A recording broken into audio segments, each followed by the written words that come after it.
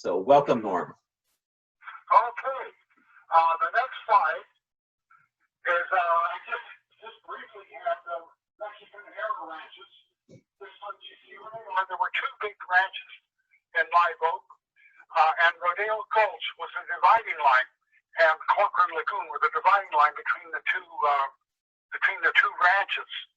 So, but now, of course, for these ranches, we kind of wondered, we ever have some adobes, and we did. This is the next slide. Is the Rodriguez Perez adobe. That was originally adobe of Alejandro Rodriguez. This was in 1837. Then he died in 48, conveniently, just as the Americans arrived. And then the family found out that he never finished getting the deed on the property. So the family had to spend all their time trying to buy the land back from the land commission later. Anyway, eventually you went to the Perez family, and it lasted until 1957 when it collapsed. It was in where Live Oakwood Cemetery is off Paul Street Road. And I'm assuming they just plowed it under and recycled it right on the spot. My next thing is for an old house. This one is was on Capitola Road. It's the oldest frame house in Live Oak, and it was the home of Jose Jesus Rodriguez and his wife Anna Littlejohn. He died, and then she subdivided this ranch in 1894, one of the first subdivisions. Then now the house was on Capitola Road, but they moved it around the corner into Foster Court and remodeled it right out of. You wouldn't recognize it now, but it is. The frame was still there. Next here, I'm going to show a slide of just part of the subdivisions in Live Oak, how it was cut out. The purple subdivisions were in the 1800s. And up in the middle, you can see the one that says Anna Rodriguez. That's the one we were just talking about. The greenish ones were from 1911 to 1928, and they were known as the Wilson subdivisions. These are the ones that really went into becoming chicken ranches. Now, really, the next slide is the Live Oak School. That's really the oldest institution in Live Oak. There was an earlier school, but it merged with SOQUEL. This was founded in 1872, and it was finished in 1873, and it's at the same location, with new building, as it is now. I want to show you some pictures of the classes. We've got, here, this next slide is the class of 1897. So, you can see the teachers in the middle. You had to get in all of them to make enough. It's only 3 students, you know. And the next slide is the 1899 graduating class. So, anyway, we put out a book on it. We had the first 100 years of the Live Oak School, and across the street from the school was Mr. Linsky had a farm. He had a lot of property down in the Opal Cliffs area, but he sold it and downsized and came up here. And all these kids are sitting on the gate, and we have most of them all are identified. Terry Fanny is the third one. The teacher's the third one from the left, hanging over the gate. And there's all the kids are out having fun. And the next slide, is the 1914 school. This was a big fight here in London. People were really bent out of shape. The people in Twin Lakes did not want to build a 2-room school. No new taxes. All the guys who were Civil War recruits didn't want more new taxes. They said, we'll never use it. You know, the people will move away. But you know what? It wasn't long, and they were out teaching people in classes in tents out around there. You know. But finally got built, and that bell was in there, was lost for a long time, and Bill Simpkins helped find it and bring it back, and they put that bell is on a platform there on display by the school. The next slide is Twin Lakes. The Twin Lakes was a Baptist resort. It was developed in 1890 at the end of 7th Avenue. And this church, this wasn't a church, actually. It was a meeting hall. It looks like a church, and I'm sure they held it for church services, but it had a lot of other use for other meetings. They built that church around it. So this was in the center, and then when they opened the new church, they tore the one down in the middle. So this building is kind of a squarish building on 7th Avenue. It's still there, but the Twin Lakes Church has moved down to Aptos. The next slide shows the road going into Twin Lakes, coming over the Swan Lake Bridge. That was the Twin Lakes Hotel. Well, the Baptist Church didn't do very well at managing it, so they sold it. And so someone opened it, and they opened it up for anyone, and it's called the Hotel Surf. And I understand that they were associated with the Surf newspaper. Well, this one burned to the ground in 1927. And this here is where the bridge we're on, where this is taken, crosses over 9th Avenue. Swan Lake. 9th Avenue is curving off to the right. The next slide, to get down to Twin Lakes, you can take this rail car. This is the East Santa Cruz Railway. And it's horse cars. And this ran until 1904, when they electrified the system. And then they extended it slowly on down to Capitola. At that time, it was Union Traction. This operated this line until 1926, when they were replaced by buses. The rail line crosses, it came down across where the harbor is, and actually it went up on all where people had built out onto the road quite a bit. They had a little bit of problems for quite a while trying to reclaim the land because they never owned it. But they put plants, boulders and trees and things on it. But they finally made a compromise when they finally approved the road there down at Twin Lakes Beach. The next slide, we're showing the streetcar crossing Swan Lakes. And I know that up this road there was Mrs. Swan, and she told them, don't do that. Well, it wasn't long until part of it fell down. Then they had, because the cliff on the other end, on the left-hand side, the cliff collapsed, and then they had to rebuild it. So now we can look on this next slide. These are the streetcar pilings at Swan Lake. This is taken by Bette Benson. She's goes on walks, and we use this picture on the plaque that's in front of the crow's nest along there, so people wonder what is all that. Surprising how well they've been there over 100 years, and they're still there. So they must have been treated well. The next slide is the Swan House. The Swans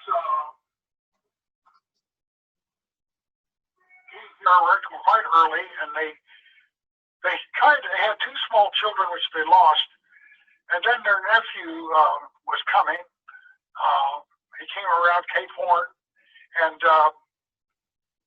his mother was already, his father had died, and then the mother died when they got here, so the Swans raised him. And his name is Conrad Scholl, and he arrived here after a 161-day voyage around Cape Horn, and with his son, he is remembered for converting a bathhouse to Shoalmar Castle. And Shoalmar Castle, well, I have a picture here. This is Conrad Scholl and his wife Alice. And then the next slide is the original Vows House that was built by James Pinkington in 1899. But then, I mean, it was just Norm, the picture is of the Shoalmar Castle. Yeah, Shoalmar Castle, yeah. Well, yeah, what did they call it? Well, you said it was a bathhouse. Well, it was a bathhouse. Oh, yeah. It was a bathhouse. Then Conrad Scholl and his son bought it, and they converted it into this castle thing. Yeah. But this thing had a lot of trouble. There's a lot of pictures of the waves crashing up on it. You know, it finally was demolished in 1969. It had been a lot of other things besides a restaurant. It had been, you know, a museum and a lot of things like that. That's why they call that beach Castle Beach down there. The next slide is down here, it's down here. It's called Lilydale. This area was developed by Colin McIsaac in 1907. He heard about Live Oak and had an exhibition up in Portland, and people came down the railroad. The streetcar was here. People came out, and they realized the weather here was wonderful for raising bulb plants. So all of a sudden, we had all kinds of people moving in to do that. And Lilydale raised calla lily bulbs, and even after he died, his wife, Sedona, continued the operation until she died in 1935. Lilydale was a stop on the Union Traction Electric Railway, and other people who moved here. The next slide is, you know, maybe some of you remember the Antonellis. And John and Allie Antonellis started raising begonias on ACL Avenue in 1930. In 1936, three brothers founded the Antonellis Begonia Brothers at Capitola Road. And even when I moved here in 77, that place had buses all parked out there in the summer. This is a big stop for all the tourists coming over here. But the gardens closed after a fire on March 8th, 2005. I have here a couple more pictures, like this one. These pictures were in a bucket on the floor, and that's how these pictures survived, because everything else on the history on it was lost. I don't know if you remember the cat. This cat used to jump on you'd walk in there, and this cat would sit on your shoulders. Well, another one who was raising bulbs is the brown bulb branch. The Browns wanted to do bulbs, and they started raising strawberries as well, but they needed fertilizer, so he thought, well, we'll buy some cows. Well, when they got cows, the cows started making milk, and they had to do something about it. So they eventually had 300 cattle. And they had so much milk, they supplied the milk for the Southern Pacific Railroad for passenger trains to New Orleans and as far as Portland. And then they established a chain of Moo Cow soda fountains. And then the Depression ice cream was finally discontinued. But for 60 years, the Brown Bulb Ranch was the largest grower of begonias and calla lilies in the world. So now a Moo Cow pie, that was actually an ice cream sandwich. So that's a little funny. Now, the next other one we had with bulbs was the Lincolns. They were down there overlooking Swan Lake, and they started selling garden supplies in after they got started down there. And they built this building to sell bulbs and gardening supplies. Well, they did it just in time for the Depression. So eventually they gave up and shut it down, and it was empty. And Buckhart's Candy had moved up from Watsonville. They started in 1903. They moved to Santa Cruz in 1922, and they were downtown. And they were going bankrupt down there because of the Depression. So they said, well, why don't you come up and sit here, see if you can sell some candy. And so in 1936, they moved in. Well, in 1945, they were doing so well, they bought the building. And they ran that as a candy factory until 2003, when they sold it to some people that I don't think they knew what they were doing. I heard it wasn't as good as it used to be. There's a picture of them cutting taffy in the building. All the kitchen stuff is in the back, you know, but you know, now it's just a coffee shop in the front, but the whole kitchen's in the back. And another thing down here, the next slide, the other candy thing was the Fraser Lewis, who he made candy across the street, and the house is overlooking Swan Lake. It's a big two-story house with a cupola on the top as you're driving up the hill.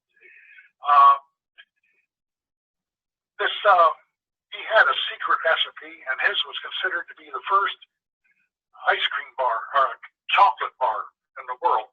People bought chocolate and they bought candy, and he tried to sell this to for candy makers, and they said, "Well, this is a great piece of candy," but they put candy in jars, put it on the counter for kids to buy, and he says they're going to melt. And he said, "And 5 cents is too much." So he decided he'll just do it himself. So he did. He gradually developed it and made the Victoria creams. And after he died in 1943, Buckhart's then made the Victoria creams over across the street. Interesting is that he was the son of Patty Reed Lewis. Patty was a survivor child of the Donner Party, and she died in that house. And reportedly, Zazu Pitts bought the secret formula for the Victoria, and I have her cookbook here, and she doesn't have the recipe for it in there. What I understand, what I've heard is, when she found out the secret recipe had what did it have in it? Rum? It's not. They're selling this to kids. So I think she came up with Zazu bars with a different recipe. And the next slide shows how much candy there as it comes in progression along. They've had it keeps getting different stuff on it. And down here's the guy pulling taffy inside. Now the next slide is one that John slipped up there, right? It's the Yeah, we moved this up because we weren't right. sure we'd get to it, but we're doing very well in terms of time. But if you'll just to take us off your tour. You want me to go to that one? Well, you could do it, or we could get it later, whichever is your choice. Well, let's do it now. We're Okay. here, and you can talk about it. I moved down to it. This is down. Charles Bells was a land developer, and in 1936 he applied for a permit to establish a water system in Live Oak.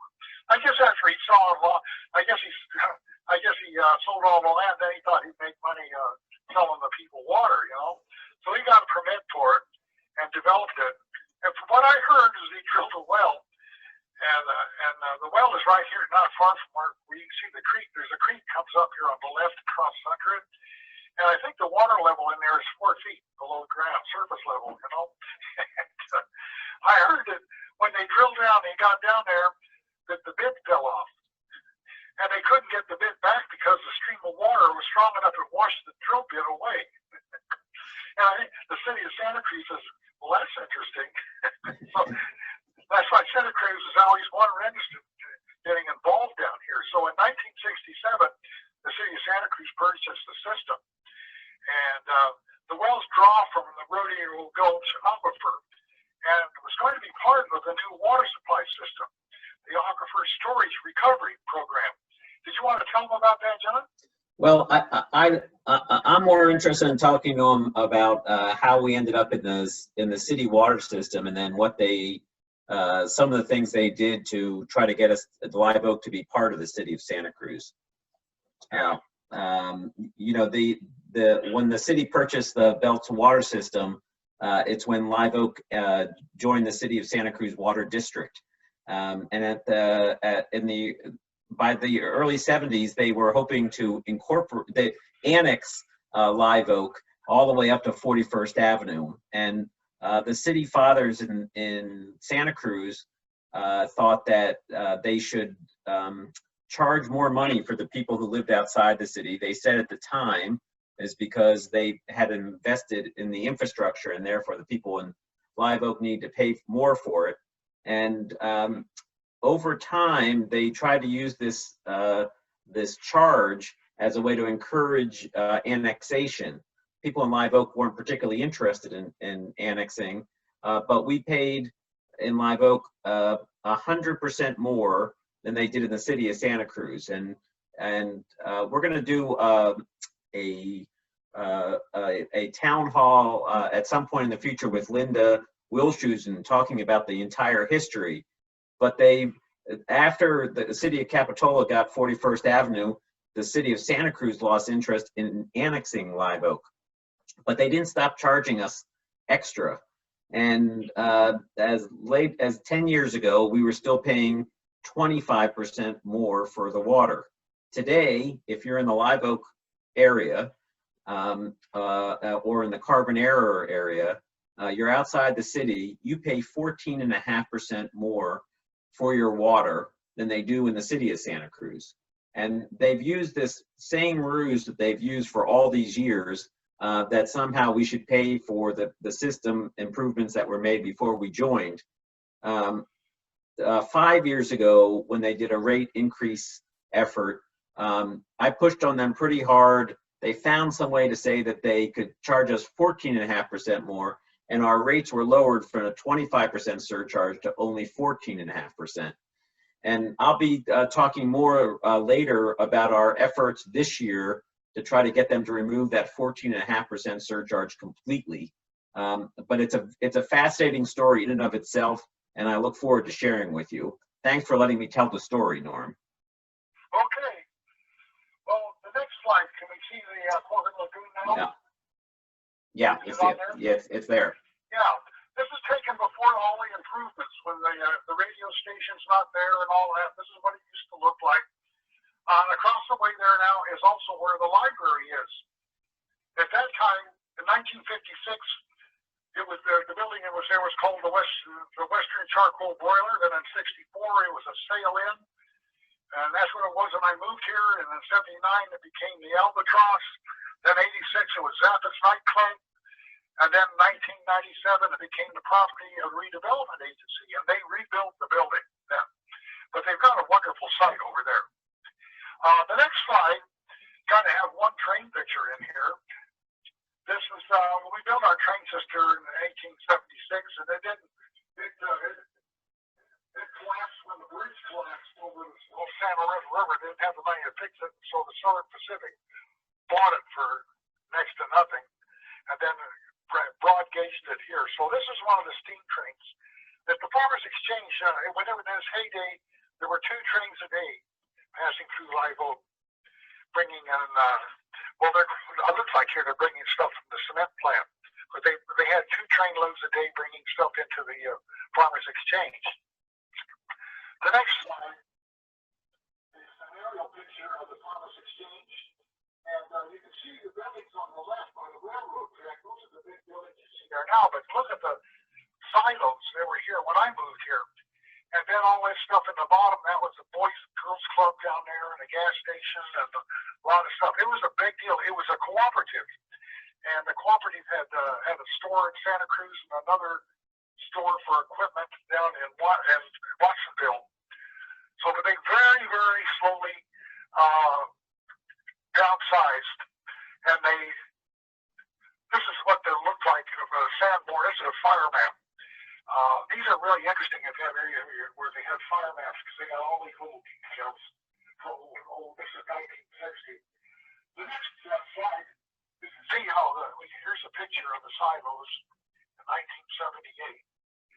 Of course, the kids got to climb up them, And if you're looking around, here you can see in a picture up in the little off to the upper right, you can see the silos. This is the street there going across this 17th Avenue. And then Capitola Road is cutting back across there. Then here to the far corner. So this is in the 50s. Well, in 1979, here's the silos coming down. So that was the end of that era.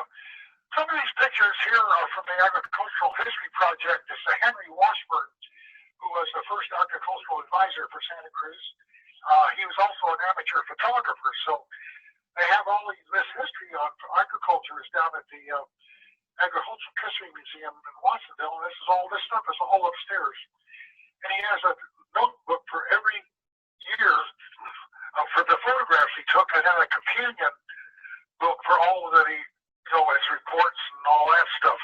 It's really a nice resource for history. And some of these are pictures. This is what some of the chicken houses look like. This next slide is Henry Washburn. He's the farm advisor, and he's taking soil samples. See here, he was from the University of California Extension Service. He served here for 30 years. He was initiated soil conservation here in the 1920s, and he worked with the 4-H clubs, poultry. He established an egg-laying contest. He died in 1972 at age 83. I have another picture. This shows the live oak school. And you can see all this is in the 50s. Look at you can see all the little long lots that live oak is famous for. This is, I think it's live oak, more people live behind houses than they live on the street, because you wonder, you drive around, look, there are not that many streets, and all the houses are all on these lots behind. And here you can see all these chicken houses. Some of these chicken houses are still around. People have remodeled them into things or shops and so forth. The next picture is the Del Mar Grocery. It's on East Cliff. This was built in 1927 by Dr. Jean of San Jose. And he was getting ready to retire, and his son was living in his summer house over here. And he had started selling groceries out of the front door of the house. You know, people keep borrowing sugar, and I guess so he started stocking stuff and selling people stuff. You know, so it became a little grocery store in the Del Mar area. And so to get rid of him, he built his own little community grocery store so he could get his house back. And the house is still, if you look at the sandboard mesh, you can see it's still the same basic shape. They've kind of expanded it out a little bit from the porch that's filled in, but this is now Starbucks. So it became it was a grocery store until 1965, when it became the Tureen Restaurant. And when I moved here in 77, this was the cheese factory. Later, it was for a short while, it was Sunny Cove Cafe, and then it was empty. Now, Starbucks moved in. Notice the gas station, the gas pumps. I don't know when this was, but I think this would be in the early 1930s. I don't know the car exactly. Some people are experts in that, could tell me. The next slide, we're down at Pleasure Point. What we call Pleasure Point is SOQUEL Point on the map. This is a house that's Hampton built in 1904. He was John D. Rockefeller's architectural engineering consultant, and he finally had a nervous breakdown driving on the train every day between New York and Chicago. He had to sleep on the train and work on projects, and he had to go back and forth each day. So he finally came out here to a wedding up in SOQUEL, the little church there, and this looked good, so he decided to buy the place and move in here. So he built that. And another building he built too is like the supposedly roadhouse. They both were very similar type buildings. Anyway, his daughter married a guy named Del Este, who graduated from SOQUEL Elementary and then went to high school. He went studied art in San Francisco, and he came back and he worked with Austin and learned to be an architect. Also, of course, he's retired, but he's always into making money, so he had his own lumber mill and planing mill. So Lee Gillespie worked there, and he got a lot of experience and in consulting people. So he made a lot of, we don't really know what all he did. But it's really hard finding out what architects did, unless you find a newspaper article that says this house was built by so-and-so. Otherwise, there's really not much records. There is a newspaper for contractors in San Francisco I've been up to look at, that where they announce when they're having construction contracts, people want to bid on it. So that in those they usually tell who the architect is, but otherwise they're not records of it. And there is a house that Lee Gillespie has worked on, and it was for a granddaughter, and she married Stanley Laurel, Laurel and Hardy, and so he liked his original mother-in-law, so he built her a house. He says he had several other marriages, but he says he always liked his original mother-in-law, so he always used to come back and go down and visit him. His house is just off of Brassafort, just above Shoppers Corner. It was, anyway, he built that house in 1928.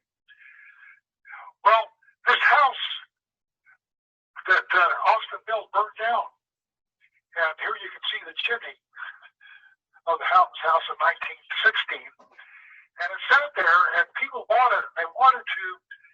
People always wanted to rebuild the house, and they never did. The land all sold all the way around it, and so finally, they finally gave up and subdivided it, and 1934, they subdivided the land, and they called the subdivision Glacier Point. Well, this is one of those things where, people liked it. This suddenly became Glacier Point, and now it's the whole area. And all it was that one street for the subdivision. But the name rang with people. It sounded better than Belt's property. Anyway, they took when the house burned down, there's a basement. See, Austin was from Maine, and all the people in New England have to have basements. And so they made a swimming pool out of the basement. And this lasted until 1962, when it developed cracks. And they started leaking, so they tore it down. Here's a picture. This next picture is an aerial picture. It shows a subdivision in 1934. It's a Glacier Point. And you can see the plunge is down at the far left-hand corner. Later, East Cliff Drive, which is going around the cliff over there, that fell in the ocean, so it got moved inland. And so that little strip of the road now just goes out, and it just stops out there at the point, and it's now called Rockview Drive. The next house down there, this is the one, it's built the same time as the Houghton House. This is the so-called, it was built by John Henshey, and he had three daughters. They were 11, 13, and 9. And they later sold it to the Peterson family in 1925. And the Peterson family, this is them here. Unfortunately, this house got tagged by an article in the Green Sheet where it was called a roadhouse, and nobody had ever heard of a roadhouse. You can search newspapers.com and you won't find a roadhouse. After this article, this was during the time that they were trying to save the house. Well, the trouble is, it's hard to get a house saved if it's applied as a whorehouse. But I don't think these people were running a house of prostitution. They had a grocery store, a gas station. But you know what? Those things stick together. You got. This is the house just before it was torn down, and those things. You put a name on stuff like that, and it hangs in there. It was the end of it for it. They even had the carriage house. The next slide shows the carriage house. The doors are on both sides, and you can drive the carriage through, hook the horn, hook the team up, and drive on out the other side. And the next picture shows inside. You can see that it's relatively big. It's rough on the outside, but inside was finished upstairs. It was a nice home. But anyway, it's gone. And then I have a picture in 1959 of the Capitola Road extension where it joined SOQUEL Avenue. That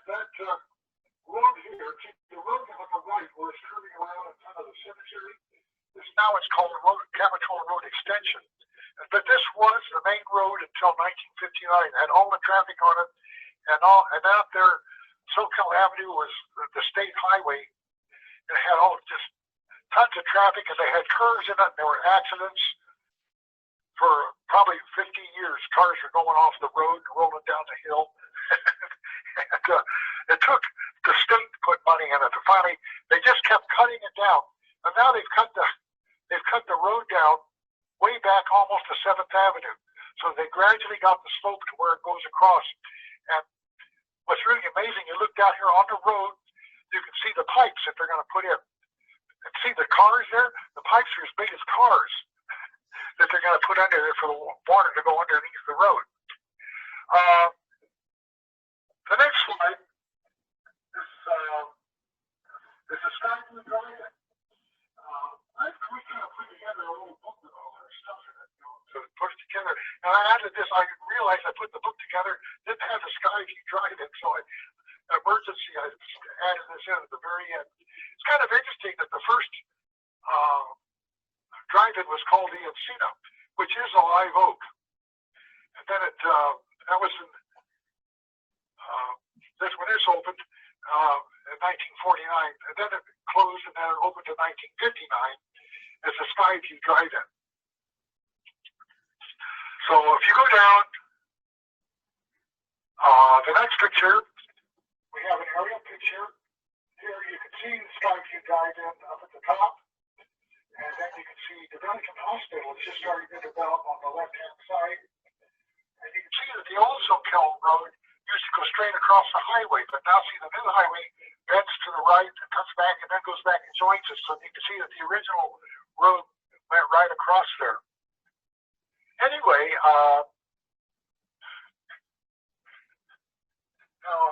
this is all the slides that I brought that I thought I'd try to show. Well, we got through a lot, Norm. I really appreciate it. Well, I had to accelerate a little bit. You did very well. Okay. You shared some great stories, and you were great at being able to share with us a little bit about the past. And it's just about 7 o'clock. I apologize that we got started late here tonight, and I'm going to have Norm come back and do this again, and we'll get all the technology to work right. But I want to express my appreciation to Norm for being here this evening, for sharing these pictures, and for doing this research, because knowing about our past is important, because things are the way they are for a reason, and it's nice to know why it was that way, and knowing about who some of the those who came before us and what they were involved in help us understand who we are today. So Norm, I hope you will come back again and give us some more walking tours while we can't actually all be together. Yeah, well, I've got more pictures. Well, and we'll get it to work out right. I want to thank everyone for being here tonight. And next week I'll be having Leslie Connor, who's the executive director of the Eastcliff Family Health Center, and Dory Rose Inda, who is the executive director of Salud para la Gente. They'll be talking about being on the front lines of the COVID-19 pandemic, how their partnership is going with UCSC in terms of testing, and what they're doing to meet the healthcare needs of our community. So I hope you'll tune in there at 6 o'clock. Thanks for being here tonight. We'll see you soon. Bye-bye.